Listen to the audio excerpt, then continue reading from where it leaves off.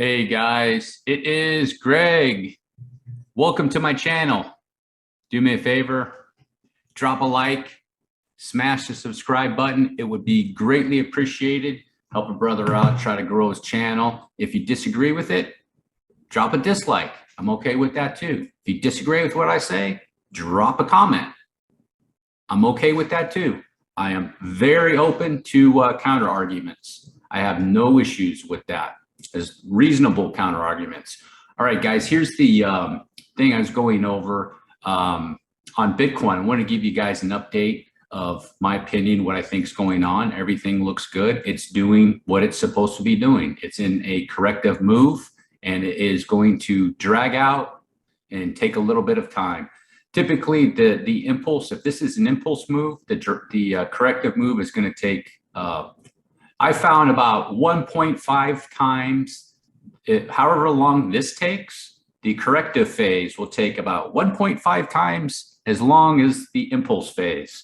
So, for example, if a impulse wave takes 30 days, the corrective phase could take 45. Just as an example, it's not a guideline, it's just something I looked at. Some people will say it's twice as long. So if the impulse takes 30 days, then the corrective phase could take 60 days. Just don't know, just a general guideline, but usually corrective phases take a little bit longer than the impulse phase on Bitcoin, as they do anyhow.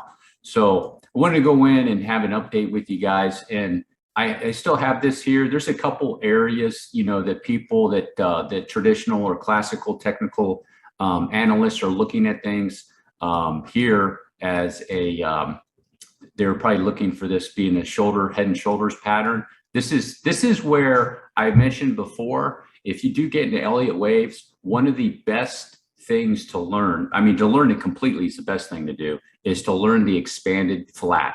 The expanded flat is a 3-3-5 move. So I'm going to show it to you guys real quick with an ABC. It's in 3-3-5.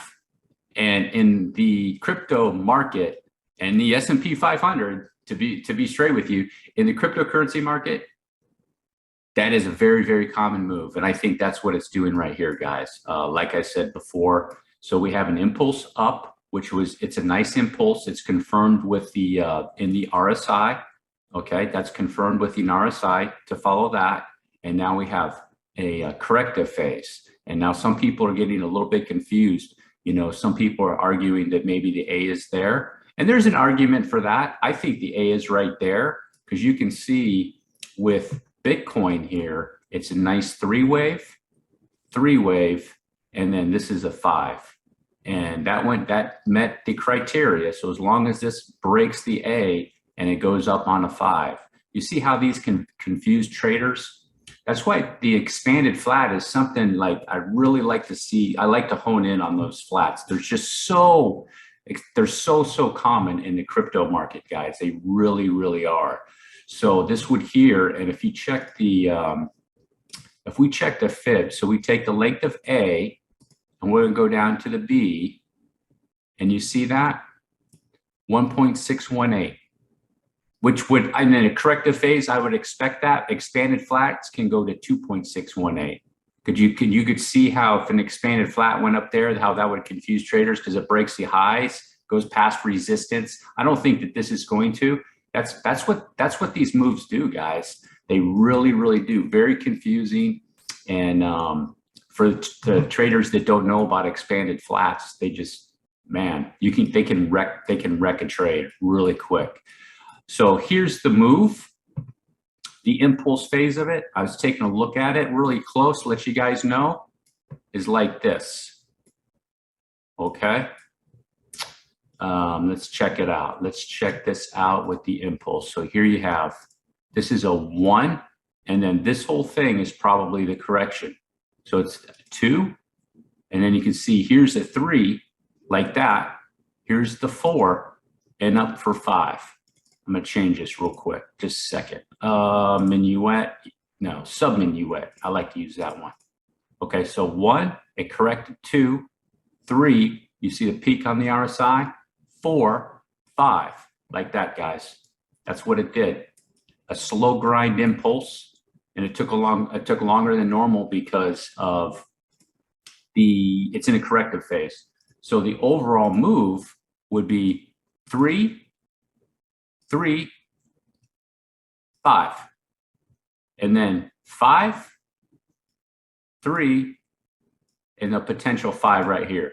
I'm going to remove that for now. Okay, so like that. So the target will still be 19,400 to 18,500, more or less. Now you have to be aware of too that sometimes Bitcoin likes to go into these complex moves. So what can happen, just to give you guys as an example, Bitcoin likes to do these complex moves. So here you have a 3, so it could turn into a WXY where Bitcoin wants to drag it on even longer, and it'll be a W, come down for maybe an X like this, and then make a Y. And then once it's done over here, this 5 waves over here, this 5 wave will go down. Just to give you guys an idea, that's how complex that they can get. Hopefully, I'm hoping that it stays in the simple, I guess you could say more of the traditional Elliott waves before that, Elliott wave. So with the ABC and the 5 wave and the ABC, or the 5-3-5s. I'm hoping it stays like that. We will see. Just have to have a little bit more patience. I think we are going to have a couple more days for this to finish up, guys, before it gets down there. So that's just my take on it. Now, I was going to go over something. Some people had asked me some questions about how Bitcoin can go to $500,000 or go to $1 million. And then a gentleman had put out a video that's pretty good at Elliott Waves at Green Star Trading. And I am going to go over that. I think it's actually more simple than people realize, instead of investigating Bitcoin on that. So I wanted to go over that and show you guys something. Here I'm on the BLX or Brave New Coin that has almost all the data of Bitcoin. I'll show you just based off the basics of RSI data using the RSI. So I've noticed a lot of Elliott Wave people, they don't really rely on the RSI. They're more going off counts and doing things like that. But the RSI, in my opinion, without it, I don't think you could actually really do it effectively. That's just my take on it. So I'm going to explain that, how that's easily, I don't say easily, it's definitely possible when you take a look at Bitcoin and the trajectory that is going to be going on here into the future. And I'm going to use that with the RSI data. So what he said in his video is correct. He just went about it in a different way, and probably a little bit longer way. It was an excellent video. I enjoyed watching it. He brought up some really, really good points. I like to watch other people's interpretation of how they come to other things, because it makes me think, and I'm like, wow, I never thought of it that way. So that's what's really nice when you listen or watch other people that know what they're doing with Elliott Waves, and you can learn quite a bit as long as they're doing it right. There's some people that would just, they have bad habits, and then you start picking that up, and so you want to be careful of that. So here's the deal with on the weekly with the Brave New Coin, and how Bitcoin is going to be going to 500,000. And I have these counts set up just going off the RSI data here with Bitcoin. Now this in the middle too, I left it blank. Here's a 1, 2, 3, 4. Right now, in my opinion, the difference between my count and the other guy's count is that he's calling this the 5 is complete. I don't think it's complete. I think it's in a 4. We're going up for a 5. So that's how I have the count set up. And then here is another impulse. I left it blank just to have clarity and not having it cluttered in there. So here's a 5. And so here's Bitcoin's first move right here. Massive, massive move from $2 to over $1,000. Immensely massive move. So that has on a trajectory here, and now it's on a new trajectory here. Okay, and in my opinion, this is the overall buildup of the way Bitcoin is in the buildup of the wave 3 of the 3 of the 3, or the cycle degree wave 3 of the 3 of the 3.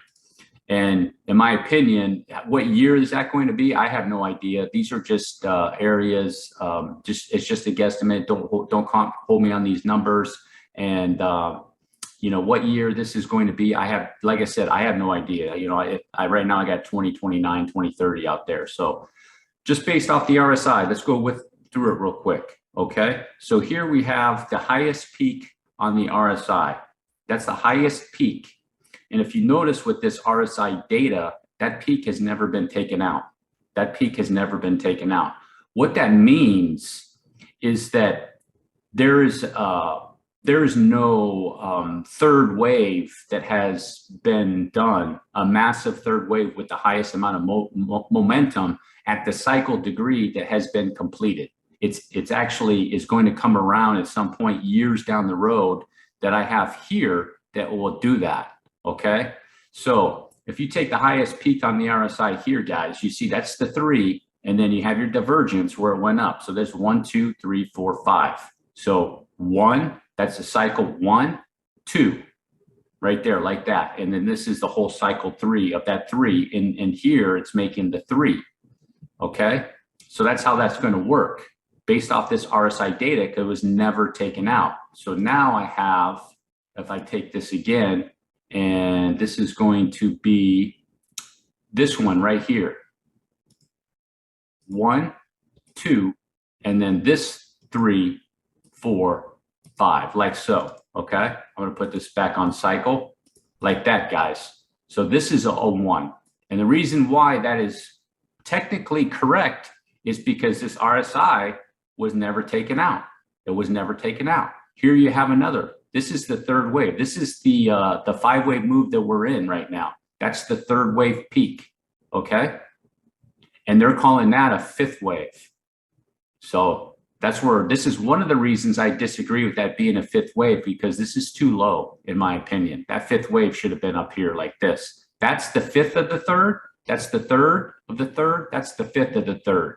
And they're also calling that the last 5th. I disagree with that. That's why I have this as a 4, 5. So what we're going to have right here again, guys, is this is 1, and it's going to come down for 2, again, 3, 4, 5, like so.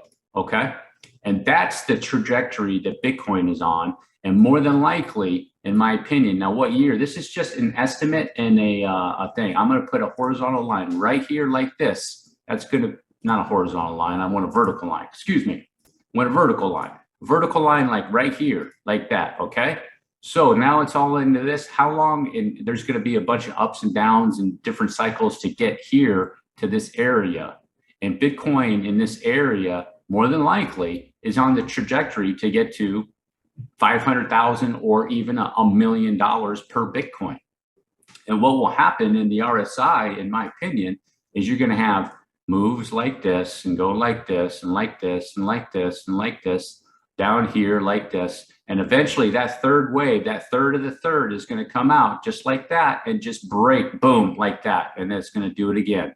So you see what's going to happen in this area. That RSI data will take that one out from here. And you'll know that will be your cycle, probably your cycle 3rd wave, your 3rd of your 3rd of your 3rd that will happen with Bitcoin, where it'll be more mainstream, more common, more countries would have adopted Bitcoin. A lot more people, more banks will be involved, more custody from banks, more use on all these other places. It'll just probably be exploding like crazy. It's just going to be on this trajectory. This is the infancy when it just started and it blew up. Okay, there will be some serious moves within that. You know, it'll be up, down, up, down, up, down to get there.